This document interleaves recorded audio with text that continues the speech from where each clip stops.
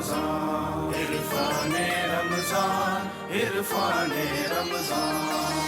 रहमत खुदा के बनकर है छाया, इरफाने रमजान, इरफाने रमजान, इरफाने रमजान, इरफाने रमजान, इरफाने रमजान, इरफाने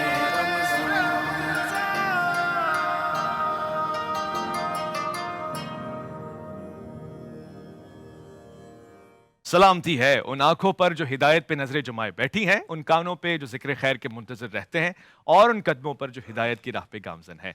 अस्सलाम वालेकुम वरहमतुल्लाहि वबरकातुहू। आप देख रहे हैं प्रोग्राम अलिफ लाम मीम। मैं आपका मेज़बान मोहम्मद उवैस रब्बानी तहे दिल से आपको कहता हूँ खुश आमदेद, और परवरदिगार का शुक्र अदा करता हूँ, लाखों करोड़ों सलाम भेजता हूँ, दुरूद भेजता हूँ फ़ख्र मौजूदात, मक़सूद कायनात, ख़ातमुल अंबिया, इमामुल अंबिया, सैयदुल अंबिया, रहमतुल लिल आलमीन हज़रत मोहम्मद मुस्तफ़ा, आपकी आले पाक, आपके जानिसार अंसार और असहाब पर। आज का दिन ही ऐसा है, आप आज के दिन का हवाला दें, मेरे चेहरे पे रौनकें बहाल ना हो जाएं, मेरा दिल वसी ना हो जाए, मेरी खुशियां दोबाला ना हो जाए, तो फिर कहिएगा। और मैं नहीं, मेरे साथ जो मेहमान तशरीफ फरमाएं, आप उस हसीन शख्सियत का नाम लें, ये फ़ज़ाइल और मनाकिब सुनाएंगे, ये आपको कसीदे और मदाखानी करके दिखाएंगे। वो शख्सियत बाकमाल हैं। हम अगर इस दुनिया में रहते हैं, हमारे दुनिया में मोहब्बत का मरकज़ वो हैं, महवर वो हैं, और उनकी मोहब्बत से रिसालत माब सल्लल्लाहु अलैहि वसल्लम की मोहब्बत हमें हासिल होती है। मेरा ये बेटा इब्न हाज़ सैयद, मेरा बेटा सैयद है, सरदार है, तो हम अपने सरदार का और उसका जिक्र करते हुए खुशी ना मनाएं, हमारे चेहरों से मसरत न महसूस हो, हमारा दिल बाग बाग ना हो जाए, हम ये कहें जी आज गुफ्तगू नहीं होगी सरदार साहब पे, ना ना ना, हम वो हैं जो कहेंगे हर दिन सरदार का है, हर दिन मेरे आका का है, हर दिन मेरे सरवर का है। मुझे खुशी है इस बात पे, और बरमला कहता हूं कि आपको भी खुशी होगी जब आप इस प्रोग्राम को मुलाज़ा फरमाएंगे। फ़ज़ाइल और मनाकिब की नई नई कड़ियाँ होंगी, ऐसे अंदाज से बयां होंगी। मैं खुशामदीद कहना चाहता हूँ, तशरीफ़ फरमाएं। मैं आज बड़े दिल से उनका एहतराम करता हूँ, हमारे साथ रमज़ान नशरियात में शरीक रहते हैं, आज बड़े दिनों बाद आए, मगर क्या अंदाज, क्या लबो लहजा, क्या नफासत, क्या अदब, क्या तहजीब, क्या तमीज़, क्या तमद्दुन। जनाब मुफ्ती अबू बकर मोहिद्दीन साहब, अस्सलाम वालेकुम। वालेकुम सलाम व रहमतुल्लाहि व खुश आमदीद। बहुत शुक्रिया, बड़ा मिस कर रहे थे, बहुत शुक्रिया।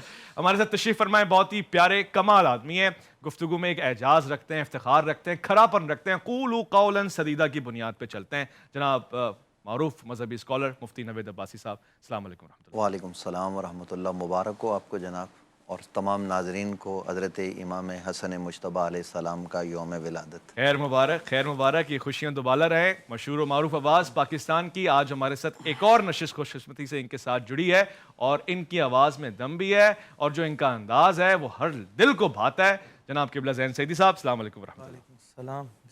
आज आपसे बड़े कमाल किस्म के हमने कलाम सुनने हैं इंशाअल्लाह। हमारे साथ तशरीफ़ फरमाए, किसी तारुफ के मोहताज नहीं है, गुफ्तगू से पहचाने जाते हैं, अंदाज भी निराला है, उम्दा है, नफीस है, आला है, और एक और ख़ासियत ये है कि ये जानते हैं कब क्या कहना है, ये जानते हैं किस अंदाज से गुफ्तगू हो, किस शख्सियत के बारे में गुफ्तगू हो, और इनकी गुफ्तगू से दिल में मोहब्बत पैदा होती है, उस शख्सियत के लिए बढ़ती है और इनका एहतराम बढ़ता है। जनाब क़िबला मुफ्ती हनीफ कुरैशी साहब, अस्सलाम वालेकुम रहमतुल्लाह। वालेकुम अस्सलाम व रहमतुल्लाहि तशरीफ़ फरमाए। अपनी उम्दगी, अपनी नफासत और अपने मोतदिल रवैये से पहचाने जाने वाले, हमेशा गुफ्तगू में एक ऐसा पहलू इजाफी तौर से डालने वाले कि जो माशरे की इस्लाह का सबब बनता है, क़िबला अल्लामा शब्बीर हसन मैसमी साहब, अस्सलाम वालेकुम। वालेकुम सलाम व रहमतुल्लाह। इमाम हसन अलैहिस्सलाम जन्नत के जवानों के सरदार की विलादत मुबारक हो, खैर मुबारक। और उम्मीद है कि इंशाअल्लाह इमाम अलैहिस्सलाम की विलादत की बरकत से मेरे प्यारे मुल्क पाकिस्तान में जो दहशत गर्दियाँ बहुत शुरू हो गई, ये रुक जाएंगी। बहुत अच्छी बात की, माशाल्लाह, इंशाअल्लाह। और हमारे साथ तशरीफ़ फरमाए, मुझे बड़ा दिल का एक रिश्ता है इनके साथ, और वो दिल का रिश्ता कभी मैं बयां करता हूँ, कभी नहीं कर पाता हूँ, कभी आप समझते हैं, कभी आप नहीं समझते हैं, मगर ये जब तक है मुझे इत्मीनान रहता है, इस प्रोग्राम को इत्मीनान रहता है। बहुत ही ज़बरदस्त किस्म का हाफ़ज़ा और मुताला, बहुत ही बेहतरीन किस्म का अंदाज़ और मिजाज में एक शफ़क़त है। डॉक्टर कारी खलील रहमान साहब, अस्सलाम वालेकुम रहमतुल्लाह। वालेकुम अस्सलाम व रहमतुल्लाह। आपको इमाम हसन की विलादत बहुत बहुत मुबारक हो। माशाल्लाह से गुफ्तगू का आगाज़ होता है। मुफ्ती साहब आपकी तरफ आता हूँ मैं। सारी में भी बड़ी अच्छी गुफ्तगू हुई है, मगर दिल नहीं भरा है, तशनगी बाकी है। सबसे पहले मुझे एक सवाल, उसूली सवाल है, गैर रिवायती सवाल है। हज़रत सैयदना इमाम हसन मुज्तबा, आप पे हमारा सलाम, सिब्त पैगंबर, ऐसा क्यों है कि बचपन की ज़िंदगी के वाक़यात मिलते हैं, फिर अचानक से हम वो आखिरी वाक़यात विसाल के, शहादत के जिक्र करते हैं? बीच की मयारी मिसाली ज़िंदगी बयान फरमाएं। بسم اللہ وصلاۃ والسلام علی رسول اللہ. جن ہستیوں کی محبت قرآن و سنت نے ہم پر فرض کی ہے، ان ہستیوں میں سے ایک ہستی حضرت سیدنا امام حسن مجتبیٰ کی ہے. یہ وہ ہستیاں ہیں جو محبوبان خدا و مصطفیٰ بھی ہیں اور محبان خدا و مصطفیٰ بھی ہیں. اور انما یرید اللہ لیذھب عنکم الرجس اہل البیت ویطہرکم تطہیرا کی تفسیر ہو تو سر فہرست نظر آتے ہیں. قل لا اسألکم علیہ اجرا الا المودۃ فی القربى، ادھر بھی ان کا نام آتا ہے. اور قل تعالوا ندعو ابناءنا وابناءکم ونساءنا ونساءکم وانفسنا وانفسکم ثم نبتہل فنجعل لعنۃ اللہ علی الکاذبین. مباہلے کا وہ منظر ہو تو وہاں پر بھی حضور کی انگلیاں پکڑتے ہوئے چلتے ہوئے نظر آتے ہیں اور یہ پوچھتے دکھائی دیتے ہیں کہ نانا ہم نے کرنا کیا ہے. اور میرے مصطفیٰ فرماتے ہیں جب میں دعا کروں تو تم نے آمین کہنا ہے. اور پھر میرے آقا فرماتے ہیں کہ اگر آج میں ان عیسائیوں کے سرداروں کے خلاف میں دعا کر دیتا اور یہ میرے شہزادے اور یہ حسنین اور ان کی ماما بابا امین کہہ دیتے تو ان کے نجران کے ان کی بستیوں میں آگ برستی. تو یہ وہ ہستی ہیں کہ جن کی مودت، جن کی محبت قرآن و سنت نے ہم پر فرض کی ہے، اور ایمان کے ساتھ ان کا رشتہ بلکہ ان کی محبت عین ایمان ہے.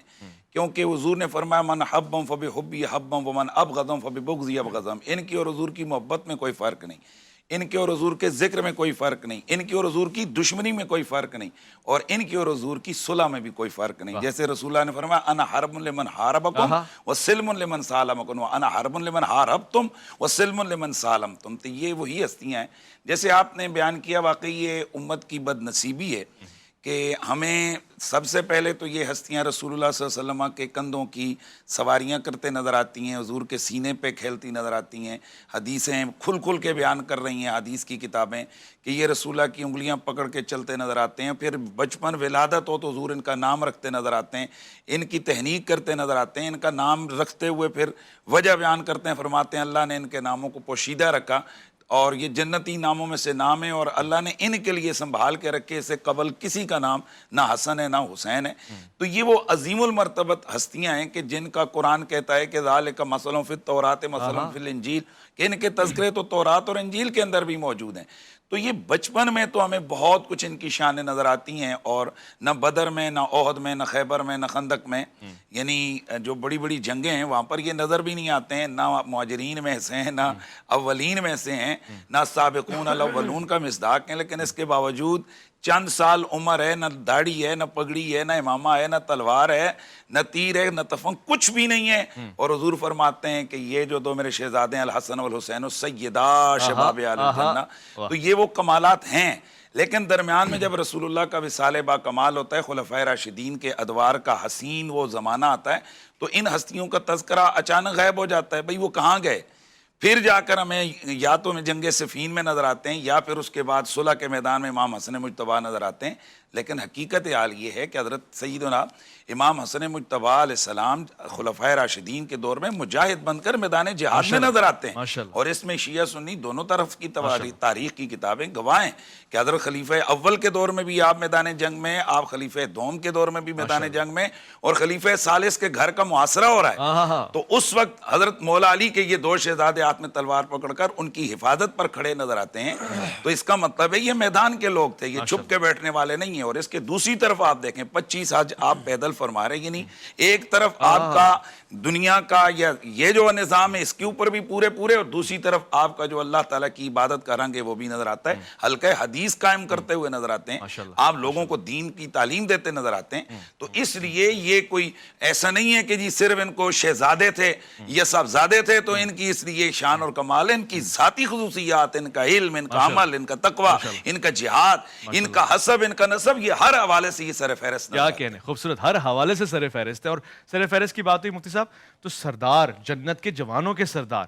اب اس سے تو میں اور آپ اتفاق کرتے ہیں، رسول اللہ صلی اللہ علیہ وآلہ وسلم کی حدیث مبارکہ ہے، اور یہ بھی ایسا ہی ہے نا کہ جنت میں سارے جوان ہیں، تو آپ کے سب کے سردار ہیں. الحمدللہ رب العالمین والصلاة والسلام علی رسول النبی الکریم. دیکھیے جنت میں تو سارے جوان ہیں، لیکن اس دنیا میں لوگ مختلف کیفیات سے جاتے ہیں. کچھ جوان بھی چلے جاتے ہیں، کچھ بوڑھے بھی چلے جاتے ہیں، کچھ بچے بھی چلے جاتے ہیں. تو ایک طرف بعض علماء کا یہ بھی خیال ہے کہ دنیا سے جوانی میں رخصت ہوتے ہیں ان کے سردار حضرت حسن. سرداری ایسی سرداری ہے کہ یہ سرداری یعنی مثال کے طور پر اگر کسی ایک کے پاس جائے گی تو دوسرا محروم نہیں ہوگا. یہاں بھی تو دو ہی ہیں نا، حسن اور حسین.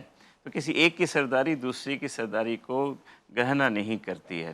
تو یہ سارے شہزادے جنت کے سردار ہیں اور ان سب کی سرداری اپنی ذات میں کامل ہے اور سب کے لیے ہے. دوسری بات جیسے ابھی مفتی صاحب عرض کر رہے تھے، میں اس میں یہ عرض کروں کہ ہمارے جو انداز بیاں ہے اس سے لوگوں کے ذہنوں میں یہ بات آ گئی ہے کہ یہ جو شخصیات ہیں، حضرت حسن ہیں، حضرت حسین ہیں، گویا ان کے مقامات گویا صرف نسب کی وجہ سے ہیں، رشتہ داری کی وجہ سے. ایسا نہیں ہے. یہ مقامات اللہ نے ان کی زندگی بھر کے مجاہدے کی بنیاد پہ ان کو دیے ہیں.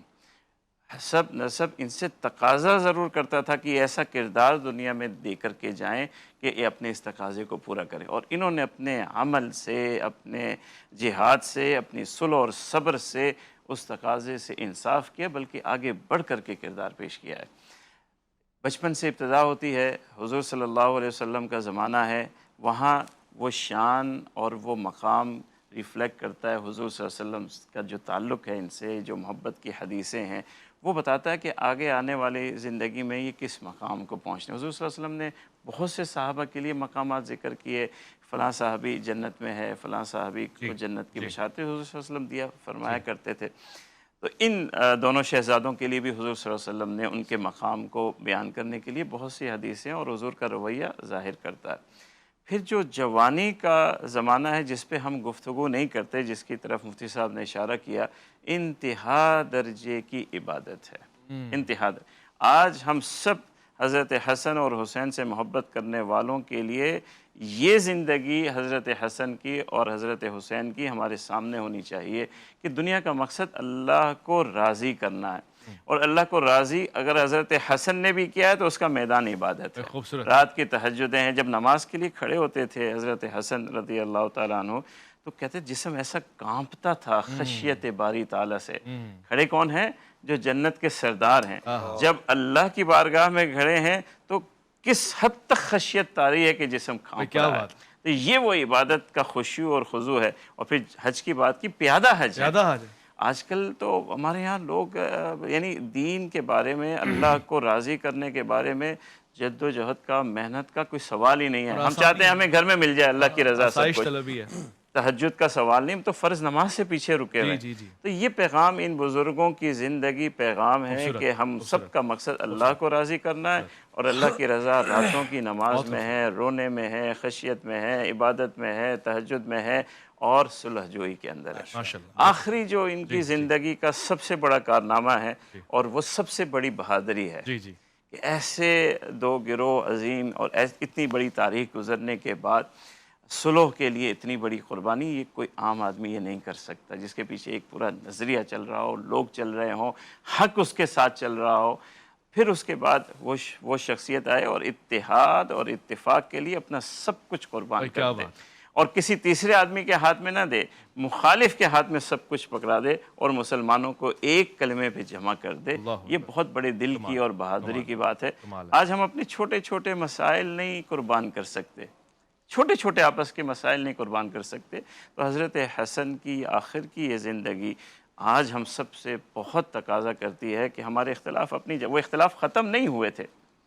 حضرت حسن اور حضرت جو بھی اختلافات تھے، جو اختلاف رائے تھا وہ برقرار تھا، مگر اس کے باوجود صلح کا بعد کا عالم 10 سال جو گزرے کسی کو کسی سے شکایت نہیں ہوئی.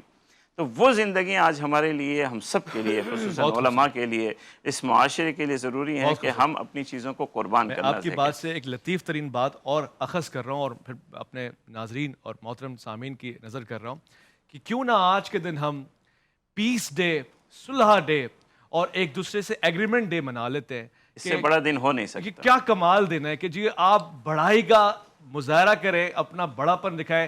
میں کہتا ہوں جی میرے سے کسی کی دل آزاری ہوئی ہے، میں اس سے معافی کا طلبگار ہوں. یہ لیجیے جی، میں اپنی انڈرسٹینڈنگ آپ کے سامنے رکھتا ہوں، اور ہم سب کے لیے یہ ہے. کاش کہ اس طرح سے ہمارے معاملات اچھے ہو جائیں. وہ جو اختلافات ہیں وہ اپنی جگہ رہیں مگر انداز بہتر ہو جائے. ایک وقفے کی طرف جا رہے ہیں، لوٹ کر آئیں گے. عرفان رمضان میں آپ کا انتظار رہے گا. عرفان رمضان، عرفان رمضان.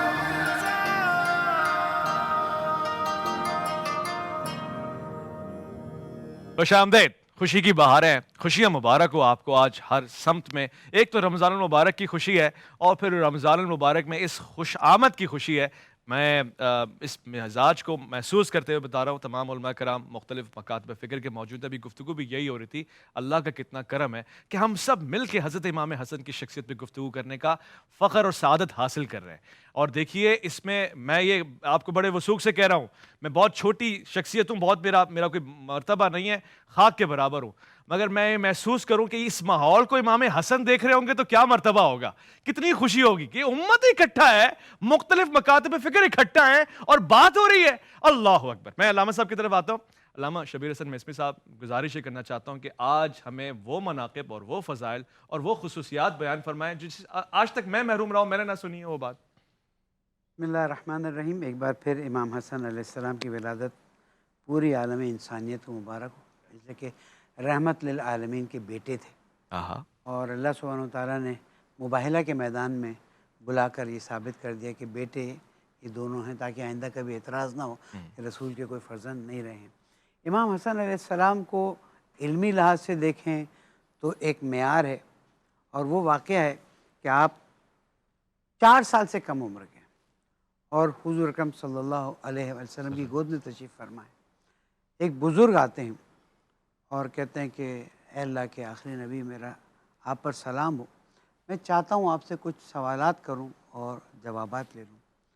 हुज़ूर अकरम ने फरमाया कि ऐसा करो, मेरे बेटे को ले जाओ और उससे बैठ के तुम सवाल करो। वो ले गए और गुफ्तगू करके वापस आए। अल्लाह के नबी ने सवाल किया कि आया आपको सवाल के जवाब मिल गए? तो जवाब मिला कि न सिर्फ जवाब मिले बल्कि वैसा इत्मीनान मिला जैसे आपके जवाबों से मिलता है। बाद में फिर गुफ्तगू हुई कि ये शख्सियत कौन थी। तो अगर इल्मी लिहाज से देखें तो इमाम हसन अलैहिस्सलाम का एक मेयार है, जैसे कि उस ख़ानदान से आना मदीनतुल इल्म वालियुन बाबुहा का ख़ानदान है। उस ख़ानदान से इसके वालिद फरमाते हैं सलूनी सलूनी क़ब्लन तफ़क़िदूनी, मैं आसमान के रास्तों को ज़मीन पर। अगर आप शुजाअत में देखें तो जंग जमल में जब मोहम्मद हनफिया को मौला कायनात ने भेजा तो मोहम्मद हनफिया कुछ तज़ल्ज़ुल का शिकार हो रहे थे। तो मौला कायनात ने वापस भेजा, बुलाया और फिर इमाम हसन को भेजा। नहजुल बलागा में पूरा वाक़या मौजूद है। जंग ख़त्म हुई, जो भी हुआ, तो मोहम्मद हनफिया थोड़ा अपने आप को एक शर्मिंदा से महसूस कर रहे थे। इमाम अली ने फरमाया इधर आओ, इधर आओ, तुम्हारे चेहरे पे शर्मिंदगी क्यों? कहा मैं वो नहीं कर सका जो हसन करे। तुम क्या समझते हो, तुम मेरे बेटे हो, वो रसूल का बेटा। आहा, अल्लाह अकबर। वहाँ से उन्होंने जब भी मौका आया है शान रिसालत को इमाम अली ने हमेशा बुलंद किया और फ़र्जंद को भी उन्हीं से मंसूब किया। उसके बाद हम आते हैं इस बात की तरफ कि इमाम अलैहिस्सलाम की सखावत जो है बहुत ज़्यादा मशहूर थी। 2 कबीलों के लोगों के दरमियान में बहस हुई कि बनी हाशिम जो हैं वो ज़्यादा सखी हैं या एक और कबीला है वो ज़्यादा सखी हैं। अब गुफ्तगू हो रही थी कैसे आजमाया जाए। तो कैसा करते हैं कि तुम जाओ अपने कबीले के 10 बड़ों से मांगो, देखते हैं क्या आता है बग़ैर बताए, और तुम जाओ अपने कबीले के 10 बड़ों से मांगो, देखते हैं क्या आता है। ये गए अपने कबीले के बड़े से, एक से मांगा 10,000 दीनार मिले, फिर दूसरे से मांगा 10 से मांगा, 10 से 10-10 हज़ार दीनार मिले। उसने पूछा पहले ने क्या दिया? मैं कहा ये दे के, चलो मैं भी ये देता हूँ, और 1 लाख दीनार लेके ये आ गए। तो मुकर्रर वक्त था जितने दिनों में।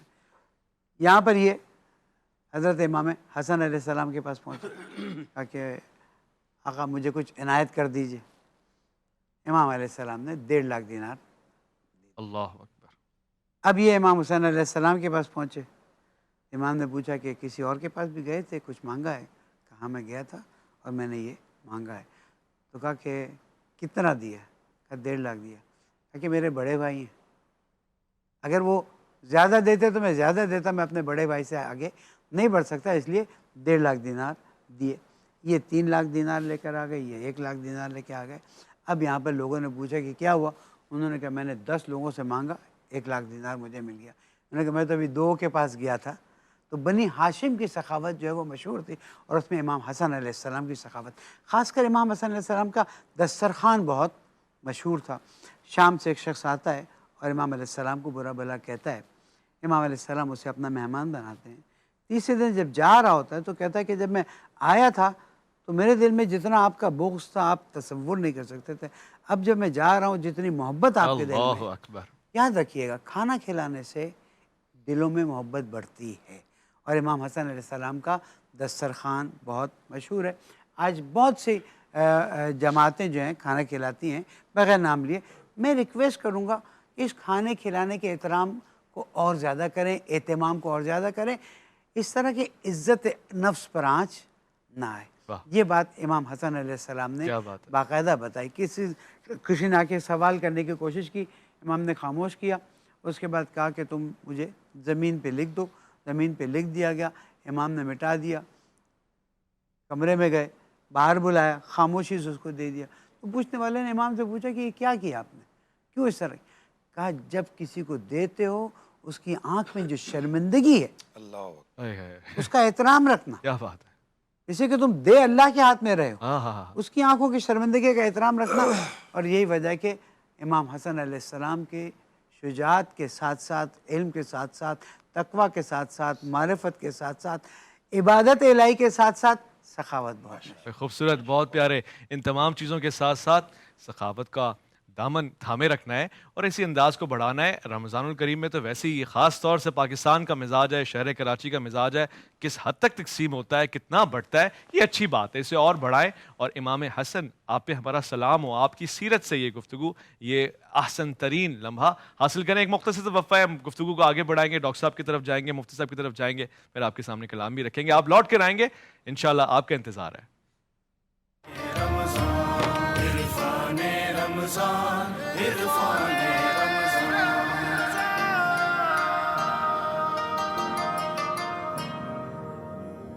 خوش آمدید۔ گفتگو حضرت سیدنا امام الحسن المجتبی، آپ پہ ہمارا سلام ہو، لاکھوں کروڑوں سلام، رضی اللہ تعالیٰ عنہ آپ کے حوالے سے ہو رہی ہے۔ آپ جنت میں جوانوں کے سردار ہیں اور ہماری خواہش ہے کہ جنت ہماری جو ہے وہ آپ کی سرداری میں ہے، ہم دنیا میں بھی آپ کو سردار اور رول ماڈل بنا لیں، ہماری دنیا بھی حسین جنت نما ہو جائے گی، ہمارے آپسی معاملات بھی حل ہو جائیں گے۔ وہ ازل سے لے کر ابد تک کا فلسفہ کہ بھائی نے بھائی کو مارا اور حاصل کر لیا وہ تخت، وہ سرداری، آپ سے اگر ہم سیکھیں، یہ کمال، یہ اعجاز، یہ افتخار، یہ تحمل، کیا اوقات ہے ان چیزوں کی، یہ کوئی حیثیت نہیں رکھتی نگاہ امام حسن میں، کیونکہ مرتبہ بلند ہے نا۔ وہ طائرانہ نگاہ جب کسی چیز پہ پڑتی ہے وہ اندر سے ٹٹولتی ہے، وہ ان ظاہر کے اوپر نہیں جاتی، مادہ پرستی کے اوپر نہیں جاتی۔ بھائی کمال ہے، کمال ہے، کمال ہے۔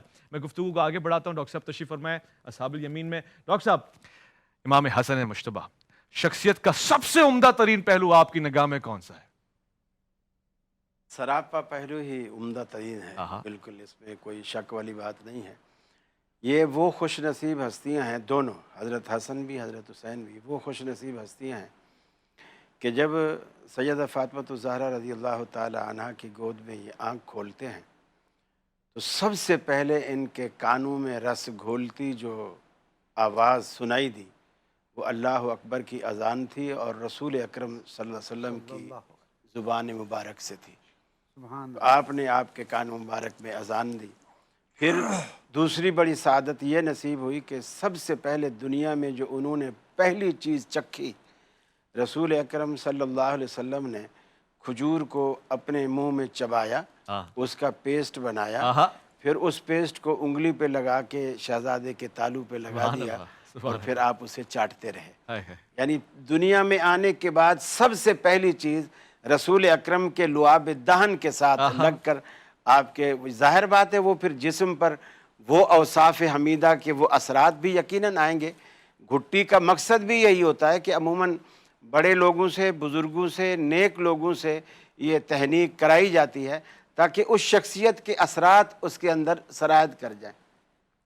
پھر جتنے بھی اصحاب رسول ہیں سب کو اللہ کے رسول صلی اللہ علیہ وسلم نے، حتیٰ کہ عشرہ مبشرہ کو بھی اور اس کے علاوہ بھی جن کو بھی آپ نے جنت کی بشارت دی ہے ان کی جوانی کے بعد دی ہے، لیکن یہ واحد ہستیاں ہیں دو، اللہ کے رسول صلی اللہ علیہ وسلم نے صرف بشارت دی بلکہ جنتی نوجوانوں کا سردار قرار دیا، اور وہ بھی بچپن میں۔ پھر نبی کریم صلی اللہ علیہ وسلم اکثر نماز میں مسجد میں بھی آپ لے آتے، بلکہ ایک دفعہ ایسا بھی ہوا کہ آپ ممبر پر کھڑے تھے، خطبہ ارشاد فرما رہے تھے، اور یہ دونوں شہزادے آئے اور دونوں نے لال مہرون کلر کی، جیسے کہہ لیجئے مہرون کلر کی قمیضیں پہنی ہوئی تھی، اور یہ چونکہ مجمع صف بنا کے بیٹھا تھا تو بچے تھے اور صفوں میں سے گزرنا، کبھی کوئی اٹکتا، آپ گر پڑتے، رسول اللہ صلی اللہ علیہ وسلم سے دیکھا نہ گیا، آپ نے اپنا خطبہ روک دیا اور خطبہ روک کر ممبر سے نیچے اتر گئے، اللہ اکبر، اور آپ نے پکڑ کے آپ نے ممبر پہ بٹھایا، اور پھر آپ خطبہ دیتے رہے، اور کبھی آپ نیچے بچوں کو دیکھتے، پھر لوگوں کو دیکھتے، کبھی بچوں کو دیکھتے، کبھی لوگوں کو دیکھتے، اور صحابہ کرام نے یہ منظر بھی دیکھا۔ پھر ایک موقع پر آپ نے یہ بھی فرمایا، اس وقت صرف حضرت حسن تھے، آپ کے برابر میں بیٹھے تھے، آپ نے فرمایا کہ میرا یہ بیٹا سید ہے، اور اللہ تعالیٰ میرے اس بیٹے کے ذریعے فئتین عظیمتین من المسلمین، فرمایا دو عظیم مسلمانوں کے گروہوں کے درمیان میرے اس بیٹے کے ذریعے اللہ رب العالمین صلح کرائے گا۔ اور وہ وقت بھی صحابہ کرام نے دیکھا، اور اللہ نے دکھایا کہ میرے رسول کی پیشین گوئی کیسے سچی ہوتی ہے، کہ اس وقت آپ نے سب کچھ قربان کر دیا۔ دنیا کو عہدہ چاہیے ہوتا ہے، کرسی چاہیے ہوتی ہے، لیکن دنیا کے امن کے لیے، مسلمانوں کے امن کے لیے، مسلمانوں کے اتحاد کے لیے اپنی اس کرسی کو، اس عہدے کو، اس منصب کو سب کچھ قربان کر دیا، کہ اگر اس کی قربانی سے مسلمان ایک ہوتے ہیں، قتل و غارت سے مسلمان بچتے ہیں، خون ریزی سے بچتے ہیں، تو میرے لیے اس سے بڑی سعادت اور کیا ہو سکتی ہے؟ کیا بات ہے۔ تو یہ وہ نعمتیں ہیں جو اللہ رب العالمین نے عطا کی۔ پھر سیدنا فاروق اعظم رضی اللہ تعالیٰ عنہ کا دور خلافت ہے، انہوں نے اہل بدر کے لیے ایک لسٹ بنوائی جی کہ میں وظائف دینا چاہتا ہوں، اور بدر کے صحابہ کی لسٹ بنائی جائے۔ جی جو محرر تھا، لکھنے والا، اس نے پوچھا سب سے پہلے آپ کا نام لکھوں؟ آپ نے فرمایا نہیں، سب سے پہلے انہی کو لکھو جو پہلے ہیں۔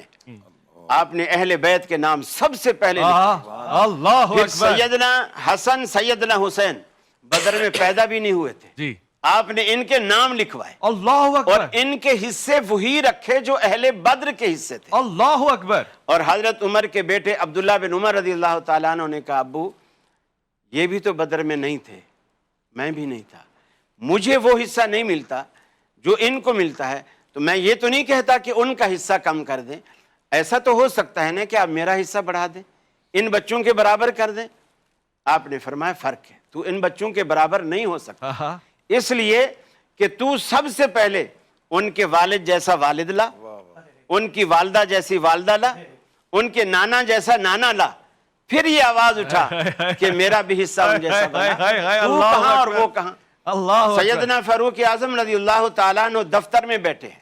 یہ باتیں میں اس لیے گوش گزار کر رہا ہوں تاکہ دنیا کو یہ بھی پتا چلے کہ صحابہ کرام میں اور اہل بیت میں آپس میں کتنی یگانگت اور کتنی محبت اور کتنا پیار اور کتنی الفت تھی، اور ایک دوسرے کا کتنا احترام تھا، جو ہم نے اپنے غلط رویوں کی وجہ سے ہم نے ان میں دراڑیں ڈالی ہیں، ورنہ ان ہستیوں کے مابین دراڑیں نہیں تھیں۔ قاری صاحب بہت خوب، سیدنا فاروق اعظم رضی اللہ تعالیٰ عنہ اپنے دفتر میں بیٹھے ہیں، حضرت عمر فاروق کا بیٹا عبداللہ بن عمر کسی کام سے ملنے کے لیے آتا ہے، آپ مصروف ہیں دفتری کام میں، آپ نے فرمایا بیٹا ابھی میں مصروف ہوں، اندر نہیں آؤ۔ وہ باہر واپس چلے گئے، آگے گئے تو سیدنا حسن رضی اللہ تعالیٰ عنہ آئے، اور انہوں نے پوچھا عبداللہ آپ کیوں جا رہے اور کیوں آئے تھے؟ بولے میں ملنے آیا تھا، ابو نے منع کر دیا، تو میں فارغ نہیں ہوں تو اس لیے جا رہا ہوں۔ تو وہ بھی واپس جانے لگے، حضرت عمر کی نگاہ پڑ گئی، آپ نے فرمایا آواز دی حسن آپ کیوں جا رہے ہو؟ کہا کہ میں آپ سے ملنے آیا تھا، عبداللہ نے بتایا کہ آپ نے اجازت نہیں دی ملنے کی، تو میں نے کہا جب اپنے بیٹے کو اجازت نہیں ملی تو مجھے کیا ملے گی؟ حضرت عمر فاروق کی آنکھوں میں آنسو آ گئے، فرمانے لگے حسن وہ عمر کا بیٹا ہے، اسے روکا جا سکتا ہے، تو رسول اللہ کا بیٹا ہے، تجھے نہیں روکا جا سکتا۔ قاری صاحب آج میرا دل کر رہا ہے میں آپ کی پپی لوں، بوسا لوں، واہ ماشاءاللہ۔ امام سیدنا حسن مجتبیٰ کے حوالے سے یہ گفتگو ہمارے دلوں کو ٹھنڈک پہنچا رہی ہے۔ اب سارا کچھ حوالے مفتی نوید عباسی صاحب کے۔ آج آپ نے دیکھا یہ انداز، یہ ماحول، ہم تو عشق کرنے والے لوگ ہیں، ہم سے کوئی یہ باتیں کرتے ہیں ہمارا دل پگھل جاتا ہے۔ مصعب آپ بتائیں فضائل و مناقب۔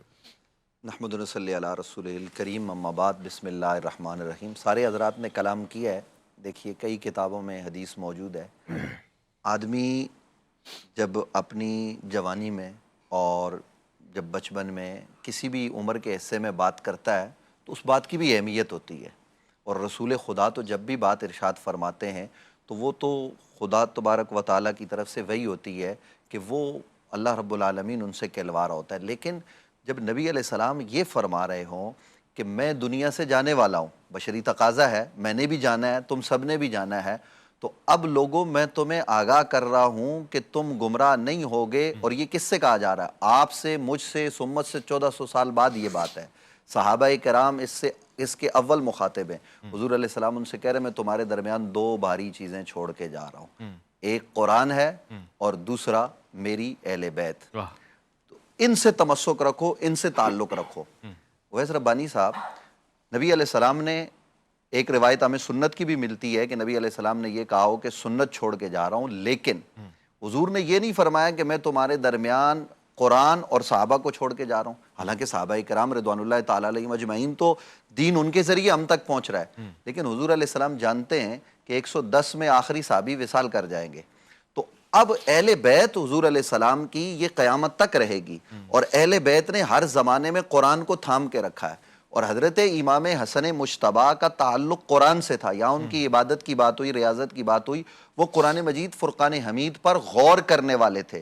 خود جناب حضرت علی کرم اللہ وجہ الکریم کے پاس جب سائلین آتے سوال کرنے کے لیے، وہ علی جو یہ کہتے ہیں کہ لوگوں پوچھو جو پوچھنا ہے، سوال کرو میں تمہیں جواب دوں گا، اور حضرت ابو بکر اور حضرت عمر اور حضرت عثمان اور سارے صحابہ ان سے پوچھتے ہیں کہ وہ رسول اللہ کے بعد سب سے بڑے عالم ہیں، لیکن جب ان کے پاس کوئی آتا سوال کے لیے تو آپ کہتے ہیں کہ باہر حسن موجود ہے، اس سے سوال کر لو۔ حضرت امام حسن مجتبیٰ لوگوں کو سوالوں کے جواب بھی دیتے، تو اس سے یہ پتہ چلا کہ یہ جو ہم ان کے بچپن کے اور صرف آخری عمر کے واقعات بیان کرتے ایسا نہیں ہے، وہ علم والے تھے اور ان کے علم سے صحابہ فائدہ اٹھایا کرتے۔ حضرت امام حسن مجتبیٰ کی ذات پر آپ اگر غور کریں تو آپ کو ان کی زندگی میں یہ چیز نظر آئے گی کہ وہ سخی ہیں اور لٹا رہے ہیں، لوگوں کو دے رہے ہیں، جو آ رہا ہے مانگنے والا اس کو دیا جا رہا ہے، اور آپ نے اپنا کل مال، روایات میں آتا ہے کہ 3 مرتبہ 5 مرتبہ ایسا ہوا کہ سارا کا سارا مال راہ خدا میں خرچ کر دیا۔ لاؤ کوئی ایسا ہے تو دکھاؤ نا کہ جس نے سارا مال خرچ کر دیا ہو، پیچھے کچھ بھی نہ چھوڑا ہو۔ یہ حضرت امام حسن مجتبیٰ آپ کو نظر آئیں گے، اور امام حسن مجتبیٰ وہ ہیں جو حضرت امام حسین کے بھی امام ہیں، اور حضرت امام حسین رضی اللہ تعالیٰ عنہ ان کی عزت، تعظیم و توقیر کرتے ہوئے نظر آئیں گے۔ اور یہ بھی ناظرین کو پتہ ہونا چاہیے کہ حضرت امام حسن مجتبیٰ خلیفہ راشد ہیں، ویسے خلیفہ راشد جیسے حضرت عمر ہیں، جیسے حضرت عثمان ہیں، کیونکہ نبی علیہ السلام نے فرمایا کہ میرے بعد خلافت 30 سال ہوگی، اور وہ 30 سال پورے ہوئے کس پر؟ حضرت امام حسن مجتبیٰ پر۔ پھر آپ نے صلح کی اور آپ نے وہ معاملہ چھوڑ دیا۔ کیوں چھوڑ دیا؟ کیونکہ نبی اکرم صلی اللہ علیہ وسلم نے فرما دیا تھا کہ 30 سال خلافت ہوگی، تو جب آپ نے دیکھا خلافت کا معاملہ پورا ہو گیا، اب وہ بوجھ انہوں نے اپنے کندھوں سے اتار دیا، اس کے بعد ملوکیت ہے اور وہ سلسلہ شروع ہو گیا، آپ نے صلح فرما لی۔ اور دیکھیے کہ آپ نے قتل و غارت گری کا جو بازار گرم تھا اس کو کم کیا، یعنی پہلے جنگ صفین میں اور دیگر جنگوں میں کتنے لوگ شہید ہو گئے، حضرت امام حسن مجتبیٰ نے اس دروازے کو بند کیا۔ یہ سارا کچھ کر کے قربانی دی حضرت امام حسن نے، وہ امام حسن جس نے اتنی قربانیاں دی ہیں، جن کی یہ عظمتیں یہاں بیان کی گئی ہیں۔ عظمتیں تو ہم سب بیان کرتے ہیں، کرنی چاہیے صبح و شام، لیکن ان کے جو دشمن ہوئے، جنہوں نے ان کو زہر دیا، کیا آپ ان کے لیے کوئی نرم رویہ رکھ سکتے ہیں؟ آج ہم لوگ ہم سے یہ بھی تقاضا کرتے ہیں جی فضائل ہی فضائل پڑھو، اور بھائی فضائل پڑھنا یہ بھی سنت الہیہ ہے، اور اللہ کے دشمن اور رسول اللہ کے دشمن پر لعنت کرنا یہ بھی اللہ کا طریقہ ہے۔ اعوذ باللہ من الشیطان الرجیم کہا گیا کہ جب قرآن شروع کرو تو پہلے شیطان مردود کی مذمت کرو، تو دشمنوں کی مذمت، اور ان کی محبت تو رسول کی محبت، ان کی محبت تو خدا کی محبت۔ ابھی مفتی صاحب نے پڑھا نا کہ ان سے تعلق رسول سے تعلق، ان کی دشمنی رسول کی دشمنی، تو ان کے دشمنوں پر سر عام لعنت کرنا یہ بھی میری اور آپ کی ذمہ داری ہے، اور لوگوں کو ہمیں بتانا چاہیے صاحب کہ جس نے امام حسن مجتبیٰ کو زہر دیا وہ لعنتی ہے اور وہ جہنمی ہے، اور جس نے دلوایا وہ بھی جہنمی ہے، وہ مروان ہو یا کوئی اور ہو۔ کیا خطرہ تھا امام حسن سے؟ آج امام حسن مجتبیٰ کی ذات پر ہم لاکھوں سلام کرتے ہیں، اور یہ کہتے ہیں اے حسن ہم آپ سے محبت کرتے ہیں کیونکہ آپ کی محبت قرآن نے مانگی ہے، اور ہم آپ کے دشمنوں پر لعنت کرتے کیونکہ آپ کے دشمنوں کو سے بیزاری یہ رسول خدا نے سکھائی. اللہ کے رسول نے فرما دیا جو ان سے صلح کرتا ہے وہ میرے سے صلح کرتا ہے, جو ان سے جنگ کرتا ہے وہ مجھ سے جنگ کرتا ہے. بات ہی ختم ہو گئی, ساری کمال گفتگو ہو گئی. میں جب لوٹ کر آؤں گا ابھی علماء کی گفتگو سے جو میں نے اخذ کیا ہے وہ آپ کے سامنے رکھوں گا. بہت پیاری اور کامل گفتگو ہو رہی ہے, مزہ آ گیا ہے. جشن کا سماں ہے, عرفان رمضان میں آپ کا انتظار ہے.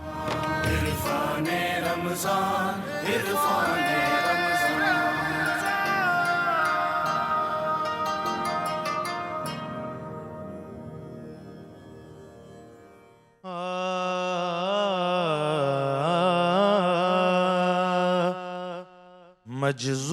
مجذوب ہیں مجنون ہے مستان حسن ہیں ہم روز ازل سے ہی مریدان حسن ہیں احباب میرے سارے محبان حسن ہیں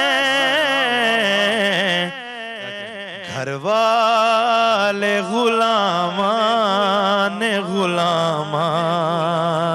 حسن ہیں گھر والے غلامان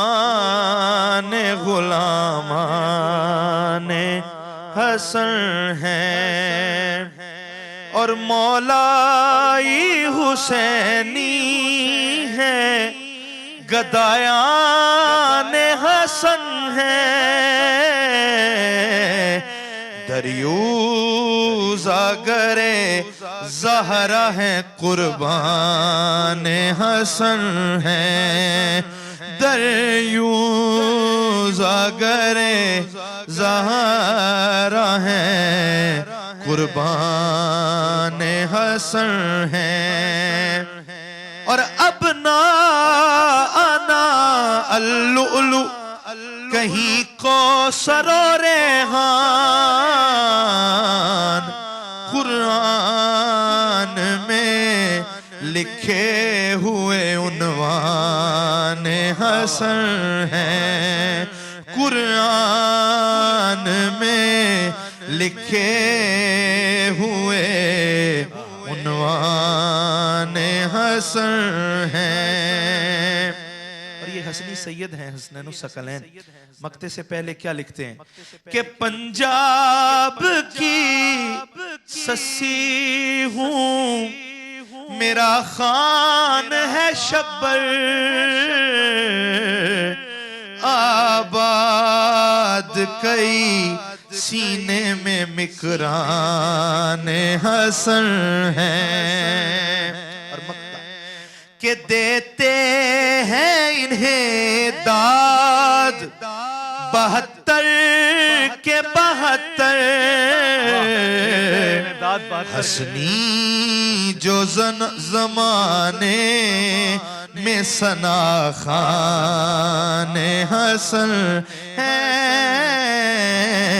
حسنی جو زمانے میں ثنا خان حسن ہیں.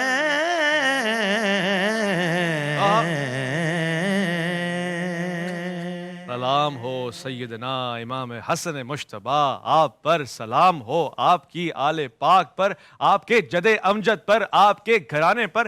یہ خاندان ہے جسے خدا نے وہ منصب عطا کیا ہے کہ جس کو کوئی چھین نہیں سکتا. ابھی علماء کی گفتگو ہو رہی تھی, دل میں ایک جملہ ایسے خیال میں آیا اور اب زبان پہ لانے کی کوشش کر رہا ہوں. وہ دیکھیے جناب سیدہ فاطمہ الزہرا سلام اللہ علیہا و ابیہا تشریف لا رہی ہیں. رسول ممبر پہ ہیں, رسول ممبر چھوڑ کے ہاتھوں کو بوسہ دے کے ممبر پہ بٹھا رہے ہیں. آپ بھی ممبر پہ بیٹھتی ہیں, آپ کے فرزند کو بھی حضرت قاری صاحب نے فرمایا ممبر پہ بٹھا رہے ہیں, ممبر سے اتر کے. آپ بھی ممبر والے ہیں. سیدنا امام حسین کو کاندھوں پہ بٹھا رہے ہیں, ممبر پہ بٹھا رہے ہیں. آپ بھی ممبر والے ہیں. اور رہ گئے آپ کے بابا, ان کو تو غدیر کے دن آپ سب کے سامنے ممبر پہ بٹھا رہے ہیں. تو یہ کمال ہے ممبری گھرانے کا, یہ منصب والے گھرانوں کا کمال ہے. مفتی صاحب آپ کی طرف آتا ہوں میں. جناب امام حسن مشتبہ کی شجاعت, بہادری, آپ کا رن میں اترنا, میدان میں جانا, یہ ذرا بیان فرمائیں. دیکھیں امام حسن مجتبیٰ علیہ السلام، جیسے میں نے پہلے عرض کیا کہ حضرت سیدنا ابو بکر صدیق رضی اللہ تعالیٰ عنہ کا دور خلافت ہے، تو ایسی تقریباً 2 جنگیں ملتی ہیں کہ جس میں امام حسن مجتبیٰ بطور مجاہد آپ تشریف لے گئے۔ حضرت عمر فاروق کے دور میں بھی آپ نے میدان جہاد میں قدم رکھا، اور پھر جنگ صفین میں آپ مولا کائنات مولا علی پاک کے ساتھ جو ہے نا وہ کھڑے تھے، اور ایک طرف کے یعنی کہ آپ کمانڈر تھے آپ کی افواج کے، تو آپ نے وہاں بھی جو ہے نا داد شجاعت دکھا دیا۔ اور اس کے علاوہ آپ جتنی بھی جنگیں آپ کی شجاعت یقیناً، لیکن میں سمجھتا ہوں کہ ایک یہ تلوار والی شجاعت ہے، لیکن ایک دل والی شجاعت ہے۔ سب سے بڑا دلیر آتا ہے کہ میں ایک تھوڑا سا سننے والوں سے یہ کہوں گا کہ آج صرف ایک کونسلرشپ کی سیٹ کے لیے لوگ بندے مار دیتے ہیں، ناظم کی سیٹ جیتنے کے لیے لوگ بندے پھڑکا دیتے ہیں، اور MNA کے لیے ذرا بتائیں مجھے کتنی قتل و غارت ہوتی ہے۔ تو ایک ایسا شخص کہ جو خلافت راشدہ علی منہاج السنہ کے اوپر خلیفۃ المسلمین ہے، متمکن ہے، ہزاروں صحابہ جس کی بیعت کر چکے ہیں، اور 7 ہزاروں افواج ہیں، اور یہ تاریخ میں موجود ہے کہ حضرت امیر معاویہ رضی اللہ تعالیٰ عنہ کی جو افواج تھیں اس کے مقابلے میں ان کی جو افواج ہیں ان کی تعداد میں زیادہ تھیں، لیکن ایسے موقع پر ایک شخص اپنی پوری حکومت کو، پورے جسے کہتے ہیں کہ اپنے اختیار کو اٹھا کر وہ دے دیتا ہے، تو اس سے بڑی دلیری میرے خیال میں اور کوئی بھی نہیں ہے۔ واٹس ایپ پہ ہمارے پاس کالز میسیجز آئے ہوئے ہیں، سوالات آئے ہوئے ہیں، وہ لیتے ہیں، سنتے ہیں کیا کہتے ہیں جی حضرات۔ میرا نام محمد زین ہے۔ میرا ایک سوال تھا کہ کیا ہم حالات روزے میں اگر بلڈ ٹیسٹ کرواتے ہیں تو کیا روزہ مکروہ ہو جائے گا، یا اگر ہم کسی ڈرپ کے ذریعے کوئی بھی دوائی لیتے ہیں تو بھی کیا روزہ مکروہ ہو جائے گا؟ ٹھیک ہے جی، مفتی ابوبکر محی الدین صاحب کیا اس کا جواب ہے؟ کوئی حرج نہیں ہے، بلڈ ٹیسٹ کر سکتے ہیں، اور ضرورت پر وہ لگائیں، مباح کام ہے۔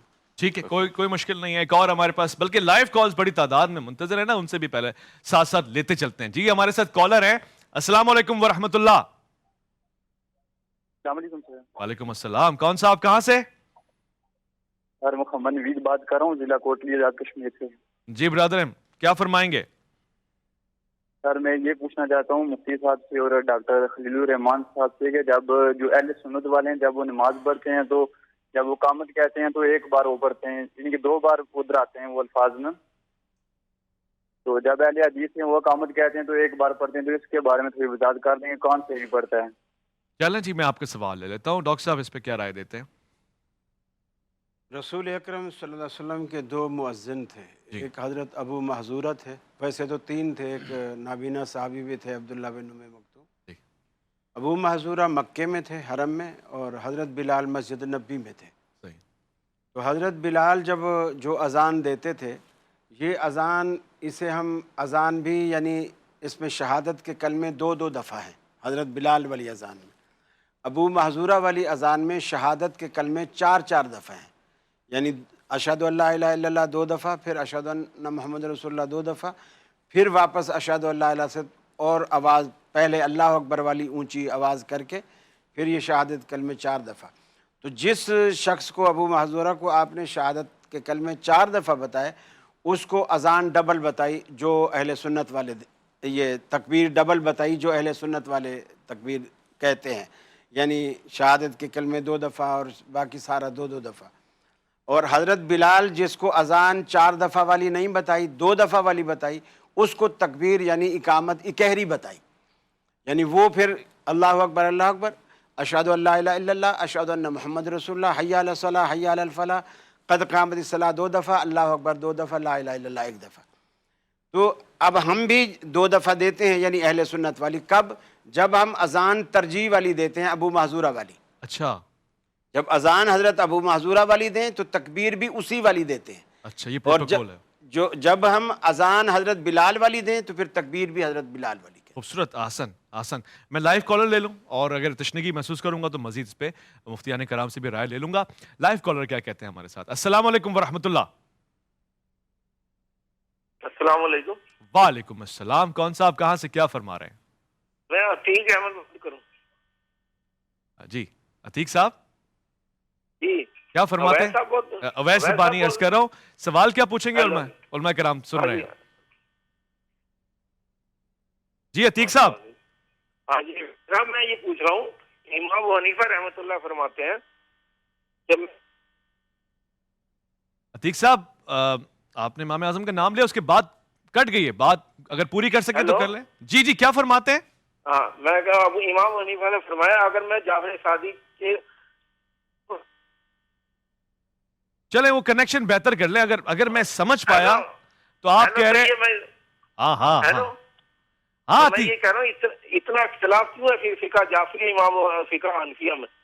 اختلاف کی باتیں آج سائڈ میں کریں، آج چلو اور پیار کیا ان کی باتیں کریں. کوئی ایسا سوال بھی پوچھیں نا، ہم سے پوچھیں، امام حسن کا مقام و مرتبہ پوچھیں. آج اس لیے بیٹھے ہوئے ہیں. بہرحال آپ نے سوال پوچھا ہے، میں لوں گا، میں اس کو ایک مختلف زاویے سے لوں گا. اگر کالر اور بھی ہمارے ساتھ ہیں تو وہ بھی ہمارے ساتھ جڑ سکتے ہیں. میں ایک ساتھ سارے سوال پوچھ لوں. واٹس ایپ پہ ہمارے پاس جو سوال آیا وہ بھی سنتے ہیں. مطلب یہ حرام کے زمرے میں آتا ہے. نہیں اینڈ سے چل گیا جی. السلام علیکم، میرا نام محمد یاسین عبدالرزاق ہے. سوال میرا یہ ہے کہ اگر مجبوری کی حالت میں بینک سے لون لیا جائے تو اس پہ سود تو دینا پڑے گا، تو کیا یہ جائز ہے یا مطلب یہ حرام کے زمرے میں آتا ہے؟ ٹھیک ہے مفتی نوید عباسی صاحب، مجبوری کی حالت میں سود لیا ہے، اب جائز ہے یا حرام کے زمرے میں آتا ہے؟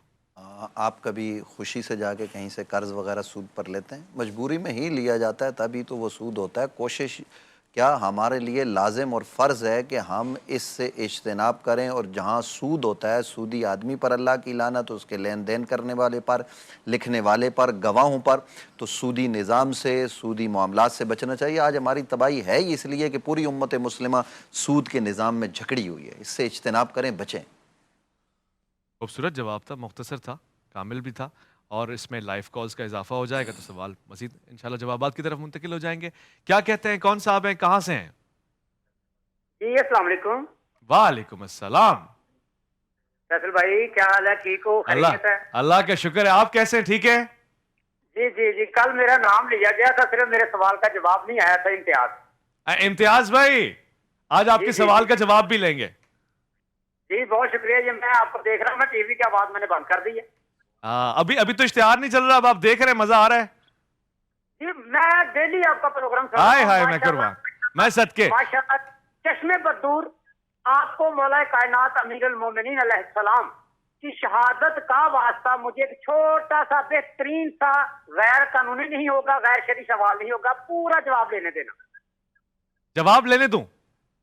جی میں اچھا ٹھیک ہے، وہ جب آپ کال کریں گے تو انشاءاللہ. امتیاز بھائی لگے رہیں، دیکھتے رہیں، ہم سب کے لیے دعا کریں، جتنے علماء کرام ہیں ان کی صحت و عافیت کے لیے دعا گو رہیں. میں علامہ صاحب آپ کی طرف آتا ہوں. ظاہر جو سوال ہے ایسا نہ کوئی سوچے کہ ہم جان بوجھ کے سوال ہی نہیں لے رہے، مگر اس کا بہترین انداز میں جواب بھی جو ہو سکتا ہے. یعنی یہ جو مختلف فقہ ہیں، افکار ہیں، تخیل ہے، یہ سب کے سب اس بات پہ تو سب راضی ہیں کہ سیدنا امام جعفر صادق کامل ہیں، آپ سے ہم لے رہے ہیں. تو پھر ہم نے یہ جو اختلاف ہے وہ کس بنیاد کے اوپر، اس کو آسان سے کتنا پیارا انداز ہو سکتا ہے وہ بیان فرما دیں. بسم اللہ الرحمن الرحیم. دیکھیں امام جعفر صادق علیہ السلام 12 اماموں میں سے ایک امام ہے جن کا علم مولا کائنات اور مولا کائنات کا علم رسول اکرم صلی اللہ علیہ وسلم جو اللہ سبحانہ وتعالیٰ کی طرف سے.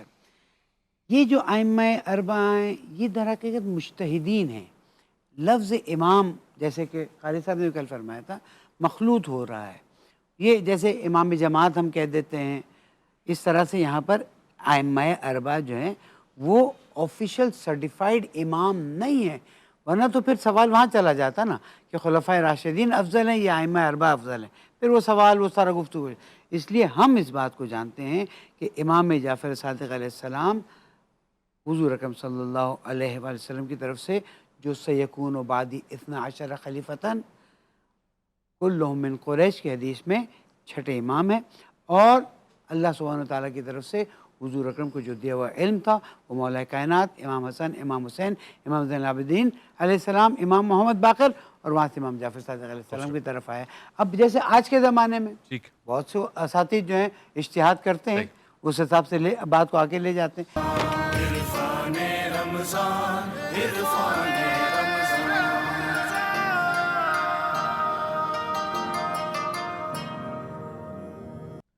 خوش آمدید خواتین و حضرات، اس وقت سوال و جواب کا سلسلہ جاری ہے۔ میں انتہائی قابل احترام سمجھتا ہوں آپ کے سوالات کو۔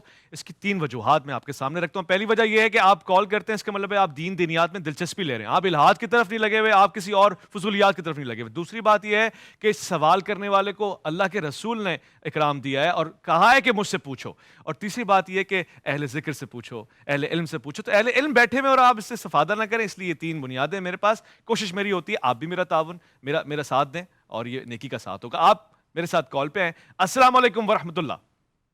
وعلیکم السلام حضور کون صاحب کہاں سے کیا فرمائیں گے؟ امجد بات کر رہا ہوں کراچی سے۔ میرے 2 سوال ہیں۔ جی امجد بھائی۔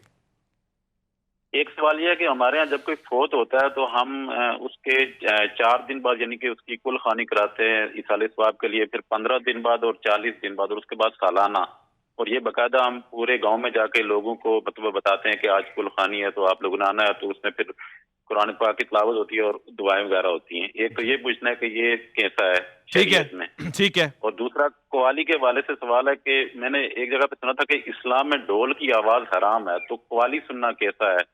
یہ حلال ہے یا حرام ہے؟ اچھا سوال ہے، اچھا سوال ہے۔ میں دوسرے سے سٹارٹ لیتا ہوں، مفتی نوید عباسی صاحب قوالی سننا کیسا ہے؟ جی قوالی جو ہے وہ ہمارے ہاں جو صوفیاء نے رائج کی، جو شرائط کے ساتھ قوالی کی جاتی ہے، اس کی بالکل اجازت ہے، اور جن قوالوں کو سیکھنا ہو وہ آج بھی دربار عالیہ مقدسہ غوثیہ میریہ گولڈہ شریف تشریف لے جائیں۔ وہاں آج بھی جو قوالی ہوتی ہے وہ قوالی ہمارے بزرگوں کے طریقے کے مطابق ہوتی ہے، اور ایسی قوالی بالکل ہمارے نزدیک درست ہے اور اس کا سننا بھی درست ہے۔ لیکن ظاہر ہے وہ چشتیہ سلسلے کا ایک معاملہ ہے اور چشتی لوگ یہ کرتے ہیں، تو اس پر کوئی اعتراض بھی نہیں ہونا چاہیے کسی اور کو۔ اس پہ مفتی صاحب آپ بھی رائے کا اظہار فرمائیں۔ اور کل ڈھول پر تھا سوال جو تھا وہ، جی ہاں، اس میں ڈھول ہوتا ہے، وہ انہوں نے شرائط کا ذکر کر دیا، شرائط واضح کر دی جائیں کہ وہ باجا وغیرہ اور یہ سب چیزیں ہارمونیم وغیرہ یہ ناجائز ہے۔ اس کے بغیر وہ تو پھر قوالی صحیح ہے قاری صاحب۔ پھر دوسری شرائط میں وہ شرکیہ نہ ہو، دوسری چیزیں نہ ہو، وہ شرائط اپنی جگہ پر ہے۔ اس کو آپ قوالی کہیں، نعت کہہ لیں، حمد کہہ لیں، ایک ہی شرط ہے، یہ عام شعر و شاعری کہہ لیں اپنے مزاح کے لیے۔ شرائط وہی ہیں کہ شرکیہ الفاظ نہ ہو، بے حیائی کی چیزیں نہ ہو، اور ڈھول باجے اور باجے یہ باقاعدہ شرائط ہے شریعت کے، اس کے مطابق۔ اس پہ مختصر وقت میں تفصیلی بات نہیں ہو سکتی، یہ باقاعدہ ایک فن ہے اور اس کے ماہرین موجود ہیں، اور وہ ماہرین ظاہر ہے کہ آپ میڈیکل کا مسئلہ جو ہے نا وہ مولوی صاحب سے نہیں پوچھیں گے، تو اس لیے اس کے ماہرین موجود ہیں۔ علماء کرام دیکھیں، وہ تو نبی علیہ السلام کی جو احادیث ہیں وہ ہمارے پیش نظر ہیں، اس لیے ہم نے کہا اولیاء اللہ نے اس کی شرائط متعین کر دی۔ حضرت خواجہ خواجگاں خواجہ غریب نواز معین الدین چشتی اجمیری، اور یہ چشتی لوگ یہ مت سمجھیں کہ یہ صرف جو ہے نا وہ بریلوی ہوتے ہیں، بریلوی سارے چشتی نہیں ہوتے، دیوبندی بھی سارے چشتی نہیں ہوتے، لیکن چشتی جو ہے نا وہ دیوبندی بھی ہوتے ہیں اور بریلوی بھی ہوتے ہیں اور سارے چشتی ہوتے ہیں۔ جی جی، یہ تو ایک سلسلے ہیں تصوف کے، لیکن اہل حدیثوں میں سلسلہ وار چشتی کوئی نہیں، سلسلہ وار نہیں ہوتا۔ ٹھیک ہے، بغیر سند کے ہیں، وہ فقہ بھی بغیر سند کی ہے اور تصوف بھی بغیر سند کی، یہی بات ہوئی نا۔ میں تو ایسا سلسلہ تو سند ہوتی ہے، کل خوانی کے حوالے سے 4 دن کے حوالے سے۔ ہاں، اس میں دیکھیں دن متعین کر کے کسی دن کے ساتھ کوئی خاص تصور پیدا کر کے ہم اسے بدعت سمجھتے ہیں۔ اس طرح کے دن متعین کر کے اس دن کے بارے میں کوئی خاص عقیدہ پیدا نہیں کرتا ہے کسی گاؤں میں، کسی خاندان میں، ویسے ہی یاد کرتے ہیں اپنے بزرگوں کو تو درست ہے، مگر دن مقرر کرنا اور اس دن کے حوالے سے کوئی تصور رکھنا کہ خاص دن ہے یا اس دن کرنے سے یہ چیزیں ہوتی ہیں اور اس کے پیچھے کوئی حدیث نہیں ہے تو پھر وہ بدعت ہے۔ ٹھیک ہو گیا، وقفے کی طرف جا رہے ہیں، لوٹ کر آئیں گے۔ مختصر وقفہ عرفان رمضان میں آپ کا انتظار ہے۔ عرفان رمضان، عرفان رمضان۔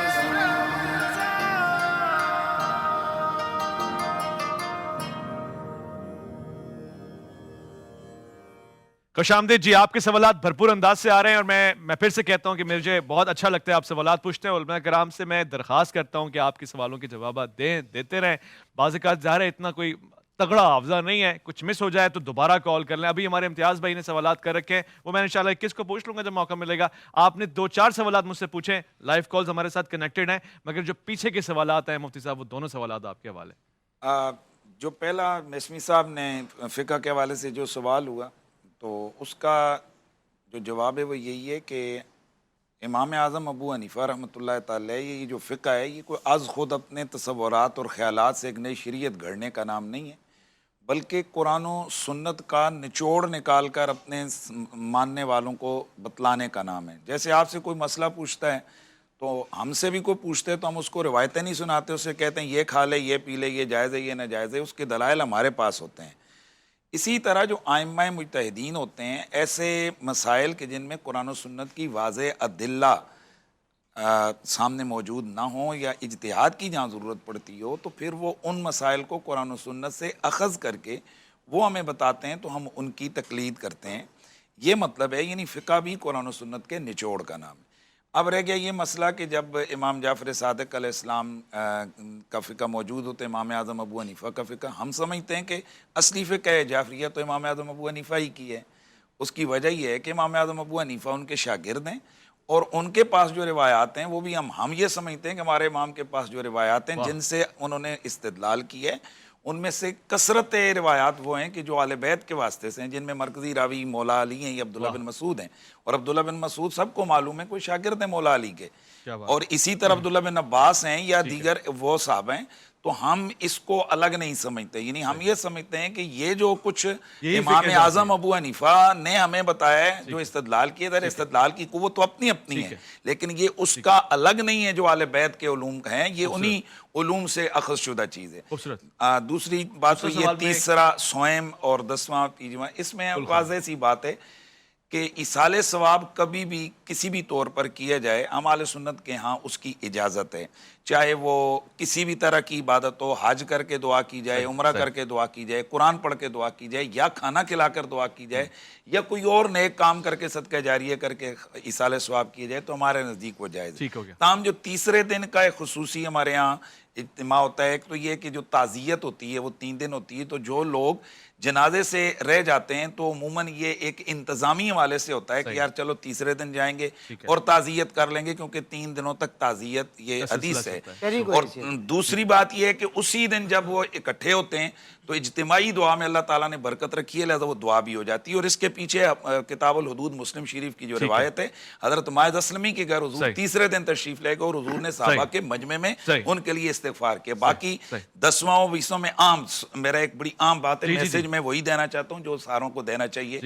یہ تو درست ہے کہ ایصال ثواب کیا جائے، اس میں حرج نہیں، لیکن ہمارے بعض علاقوں میں چونکہ یہ بات دیوبندی مکتبہ فکر اہل حدیث کرے گا تو وہ اس کو ایک مسلکی سمجھا جائے گا۔ یہ میں اہل سنت و جماعت کا نمائندہ، میں اس بات کو بیان کر رہا ہوں کہ بعض جگہوں پر 40ویں کے نام پر، 10ویں کے نام پر، 20ویں کے نام پر اللہ معاف کرے ایسی حرکتیں ہو رہی ہیں کہ جن کا قرآن و سنت میں کوئی گنجائش نہیں ہے۔ بعض غریب ترین خاندان اور گھرانے ہوتے ہیں، جب وہ بندہ فوت ہو جاتا ہے تو اس کے سارے ختم اخراجات کے خرچے جناب والا 40ویں کے بعد اس بیچارے اس کی بیوہ کو پکڑائے جاتے ہیں، تو وہ یتیم بچوں کا مال ہے، ان کی اجازت کے بغیر نہیں اس کو خرچ کیا جا سکتا۔ لہذا یہ جو لوگ بعض جگہ پر یہ بھی شکایتیں ہیں کہ سود پہ پیسے لے کے وہ برادری میں ناک رکھنے کے لیے ایسی حرکتیں کرتے ہیں، یہ حرام ہے، اس سے بچیں۔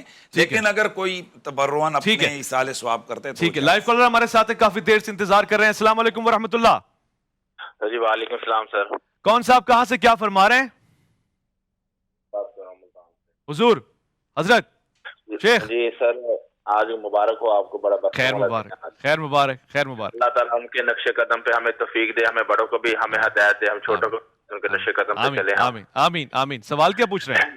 میں سوال سر جی یہ آپ سے پوچھنا، اب جو کراچی میں حادثے ہو رہے ہیں، چھوٹے سے موبائل نہیں ہوتا 4,000 کا یا 10,000 کا، اس کے پیچھے گولی مار دیتے ہیں، اور قانون جو ہے، قانون ہمارا کچھ نہیں کر رہا کراچی میں نا، ہم تو پنجاب میں بھی ایسے ہی ہے۔ علماء سے کیا سوال ہے اس پہ؟ سر جی علماء سے یہ سوال ہے، علماء سے اگر ہمارا گلہ منڈی چلے جو منڈی آپ کا سبزی منڈی اتنی بےایمانی کر رہے ہیں نا آرتی وغیرہ، اب بھی وہ ماہ رمضان میں بھی، ٹھیک ہے، ان کی اپنی اپنی فیکٹری ہیں دونوں۔ ڈاکٹر صاحب جواب دے رہے ہیں جی۔ ہاں جی ہاں جی۔ یہ ہے کہ یہ سوال علماء سے نہ کریں، جن کو ووٹ دیا ہے ان سے کریں، یا تو علماء کو ووٹ دیں۔ ویسے پہ یہ بہت اچھی جانب انہوں نے توجہ دلائی ہے۔ کم از کم ہم یہ تو کہہ سکتے ہیں نا کہ اس وقت انتظامیہ پولیس اس طرف توجہ کرے کہ یہ رمضان المبارک کے آخری عشرے میں خاص طور پر لوگوں کو، ایک تو ہمارے بعض، میں سب کی نہیں کہتا، بعض پولیس کی طرف سے بھی یہ شکایات ہوتی ہیں کہ وہ بھی عیدی بنا رہے ہوتے ہیں، اور پھر لوگ باقاعدہ ٹارگٹ کر کے، بیچارہ غریب آدمی تنخواہ لے کے جا رہا ہوتا ہے گھر، اس کو لوٹ لیا جاتا ہے، موبائل چھین لیے جاتے ہیں.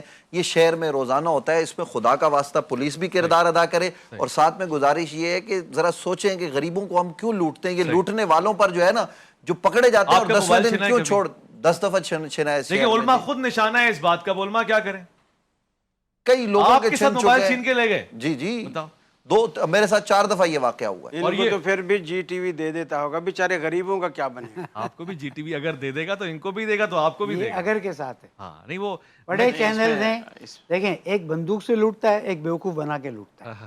پورا مہینہ ماہ رمضان میں چینلوں پہ بٹھایا ہے اور کوئی ہدیہ نہیں دیا. اس دن جو بات ہوئی تھی، موٹر سائیکل کے وعدے کیے ہیں، یہ آپ کا شکوہ وجہ، موٹر سائیکل نہیں دی. یہ قیامت میں لوں گا. یہ تینوں متاثر ہیں. قیامت میں موٹر سائیکل، یہ متاثرین ہیں. ٹکٹ آ گئے تو میں مفت میں چھوڑوں گا. میں ان سے ہر چیز قیامت میں نکل. یہ متاثرین ہیں، متاثرین. جی لائیو کالر ہمارے ساتھ. السلام علیکم ورحمۃ اللہ. السلام علیکم. وعلیکم السلام. کون صاحب کہاں سے کیا فرما رہے ہیں؟ جی محبوب بول رہا ہوں میں کراچی سے. محبوب جی، محبوب کی محفل کو محبوب سجاتے ہیں، آتے ہیں وہی جنہیں سرکار بلاتے ہیں. حضور کیا پوچھیں گے؟ میرا سوال یہ ہے کہ وضو کرنے کے بعد اگر شوگر ٹیسٹ کرتے ہیں، ایک ڈراپ جو ڈال دیتے ہیں، تو کیا اس سے وضو پہ کوئی فرق پڑتا ہے یا نہیں پڑتا؟ دوسرا میرا سوال یہ ہے کہ آپ یہ جو پروگرام کرتے ہیں، ایسے پروگرام صرف رمضان میں ہی نہ کریں بلکہ اور بھی دنوں میں کریں. اس سے جو ہے نا ایک لوگوں کو وہ محبت ملتی ہے اور یہ پتہ چلتا ہے کہ تمام مکاتب کے عمرہ ایک جگہ پر موجود ہے. میرے محبوب آپ کا بہت شکریہ، بہت اچھے آپ نے سوالات پوچھے. الف لام میم سال کے 12 مہینے ہوتا ہے. جمعہ ہفتہ اتوار 5:05 پہ میں ناچیز آپ کا میزبان اس پروگرام کو نشر کرتا ہوں، یعنی ہمارا ہی پروگرام ہوتا ہے. تو اگر آپ رمضان کے علاوہ بھی متوجہ ہوں گے ہمیں خوشی ہوگی. مفتی ابوبکر محی الدین صاحب جو فقہی سوال میرے محبوب نے پوچھا ہے. جی، دانا ہو یا کوئی بھی خون نکالا جائے اور اگر وہ بہہ جائے، اتنی تعداد میں نکلے اور اس میں اتنا ہوتا ہے کہ وہ بہہ سکتا ہے، تو اس سے وضو ٹوٹ جاتا ہے. ٹوٹ جاتا ہے. ٹھیک ہو گیا.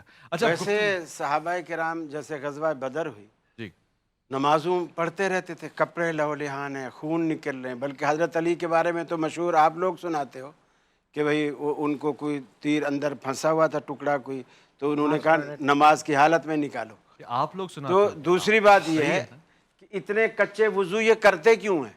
جو خالی سوئی لگنے سے، قطرہ باہر آنے سے وضو ہی ٹوٹ جاتا ہے. پکے وضو کرو اللہ کے بندو. ہوا نکلنے سے بھی ٹوٹتا ہے ان کے یہاں؟ اللہ کے رسول نے کہا ٹوٹے گا. ان دونوں راستوں سے کچھ بھی خارج ہوگا وضو ٹوٹے گا. بات یہ کہ جو خون نکلنے کی انہوں نے کہا ہے کہ وہ لت پت میں وہ اضطراری حالت ہے، وہ ہمارے یہاں بھی ایسے مجاہد کے لیے بہت ساری چیزوں کی چھوٹ ہے، جیسے روزے کی ہے، نماز کی ہے، جس کو صلاۃ الخوف کہتے ہیں.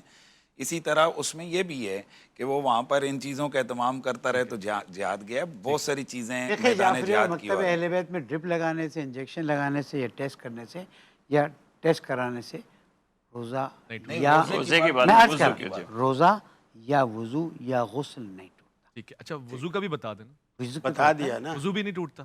خوبصورت. واٹس ایپ پہ ہمارے پاس جو سوالات آئے ہوئے ہیں ان کو سنتے ہیں. السلام علیکم، نوید بات کر رہا ہوں کراچی سے. میرا یہ سوال ہے کہ اب جیسے نماز ہے، نماز دن میں 5 بار ہم ادا کرتے، یہ ایسا عمل ہے جو نبی صلی اللہ علیہ وسلم نے اپنی زندگی میں روز صحابہ کرام اور دیگر لوگوں کے درمیان روز نماز پڑھی، تو ایک طریقہ ان کے سامنے گیا. تو یہ اختلاف آج کیوں ہے کہ نماز کے طریقے ڈیفرنٹ ہیں؟ کیونکہ یہ ایسا عمل ہے جو دن میں روز 5 بار ہوتا تھا، تو لوگوں کو یاد بھی رہے گا طریقہ، نظروں کے سامنے سے خود دیکھا انہوں نے. ٹھیک ہے. تو علماء کرام سے گزارش ہے کہ ذرا اس پہ رہنمائی فرمائیں. ٹھیک ہے. ٹھیک ہے. میرے خیال ہے کہ میں ڈاکٹر صاحب آپ سے پہلے مختصر رائے لے لوں اس حوالے سے. بات وہ بنیادی طور سے کہہ رہے ہیں کہ ایک عمل 5 دفعہ دن میں باجماعت دہرایا جا رہا ہے، تو پھر یہ فرق کیوں ہے؟ فرق ائمہ کا فرق ہے. یعنی جب ہم نے اپنے لیڈر تبدیل کریں گے اور اس کو فالو کریں گے تو فرق آئے گا. میں جس کی پیروی کروں گا وہ جیسا کر. ہاں، اگر لیڈر ایک ہو تو اللہ کے رسول نے فرمایا صلو کما رأیتمونی اصلی، نماز ایسے پڑھو جیسے میں پڑھتا ہوں. تو پھر اس ایک لیڈر کو جب ہم سارے فالو کریں گے تو تو ہمارا عمل خود بخود ایک جیسا ہوتا ہے۔ علامہ صاحب آپ کی باقی اس طرح کے جو اختلافی مسائل ہیں اگر اپنی مسجد کے امام سے جا کر کے پوچھیں، جیسے تبلیغی جماعت والے کہتے ہیں نا کہ وہی اپنے مسجد کے امام صاحب سے پوچھنا، تو ان سے پوچھ لیں، جہاں اب ہم جو بھی بتائیں گے جائیں گے تو اسی مسجد میں نا، اور وہاں جو طریقہ ہوگا اسی کو فالو کریں گے، تو وہیں سے پوچھیں۔ خوب ہے، اچھی بات کی ہے۔ علامہ صاحب آپ بھی رائے دیتے ہیں مختصر اگر؟ فقہ جعفریہ میں تو تمام یعنی کوئی ایسا الگ مسئلہ کی نہیں، سب فقہ جعفریہ میں ہاتھ کھول کے نماز پڑھتے ہیں، جیسے کہ ائمہ معصومین علیہ السلام نے بتایا کہ ہم نے حضور اکرم کو دیکھا، مولا کائنات نے کہا ہم نے حضور اکرم کو دیکھا کہ انہوں نے ہاتھ کھول کے نماز پڑھی، ہم ہاتھ کھول کے نماز پڑھتے ہیں۔ میں اصل میں ایک اور ہمارے پاس اس کالر مسئلے ہے میں مختصر سے، جی آپ اگر کہنا آپ چاہیں بات کر لیں۔ کہ یہ جس طرح قاری صاحب نے ارشاد فرمایا کہ حضور صلی اللہ علیہ وسلم کی نماز ہم نے فالو کرنی ہے، اب حضور صلی اللہ علیہ وسلم سے ہی صحابہ مختلف چیزیں روایت کرتے ہیں، تو پھر کیا کرنا ہے؟ اب سوال تو یہ ہے نا، یا تو یہ کہیں کہ صحابہ نے مختلف چیزیں نہیں روایت کی، آمین سے آمین کہنا بھی صحابی روایت کرتا ہے، آمین نہ کہنا بھی صحابی روایت کرتا ہے، ہاتھ کہاں باندھنا ہے، یہ ساری روایتیں صحابہ سے ہیں۔ اس کے بعد پھر مجتہدین آتے ہیں، وہ ان صحابہ کی ہوئی روایات میں ترجیحات اصولوں کی بنیاد پہ دیتے ہیں، پھر ان اصولوں کی بنیاد پہ جو ترجیح شدہ ہے اس سے فقہ بنتا ہے۔ خوبصورت بات ہوگی، اچھا ہو گیا۔ اب ہم وفے کی طرف جا رہے ہیں، جب ہم لوٹ کر آئیں گے انشاءاللہ دسترخوان پہ بیٹھے ہوں گے اور آپ کا انتظار کریں گے۔ الف لام میم میں عرفان رمضان عرفان